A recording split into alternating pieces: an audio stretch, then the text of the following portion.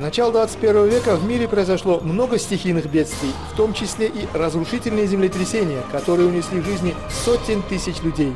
Сейсмические угрозы существуют и для Центральной Азии. Нам необходимо знать, как уменьшить последствия стихийных бедствий для нас и наших семей. Учебные фильмы «5 минут для жизни» помогут вам в этом.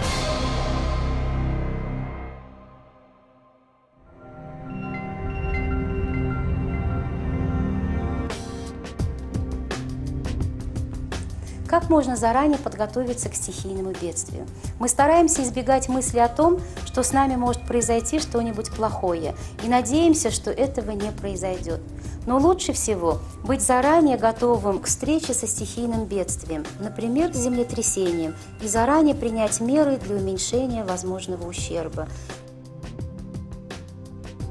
И первым шагом в этом направлении может стать реализация семейного плана подготовки к чрезвычайным ситуациям. Как обычно человек реагирует на критические ситуации? Мы стараемся убежать, спрятаться или защитить себя. Но как? Мы все живем и работаем внутри зданий, которые могут разрушиться в результате сильного землетрясения.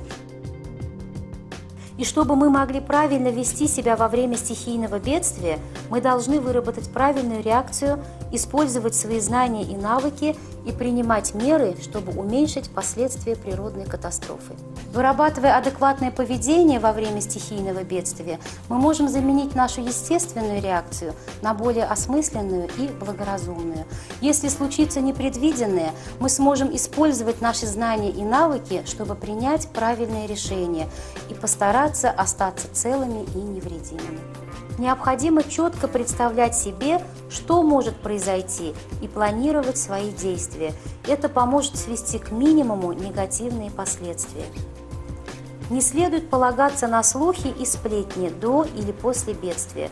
Пожалуйста, включите радиоприемник для получения официальной информации и действуйте сообразно своему здравому смыслу. Во время стихийного бедствия мы можем потерять своих родных, друзей, дом, работу и привычное окружение.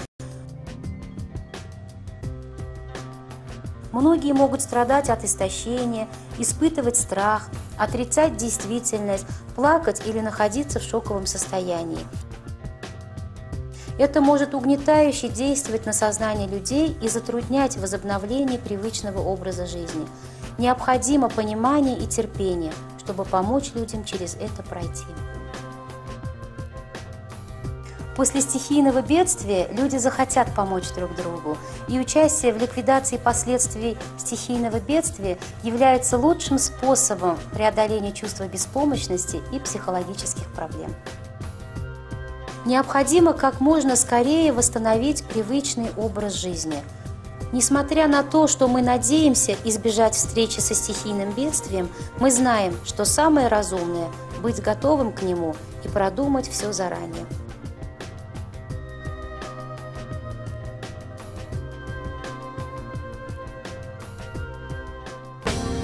Дома, на работе и в махаллях непрерывно ведите свою деятельность, направленную на уменьшение последствий природных катастроф.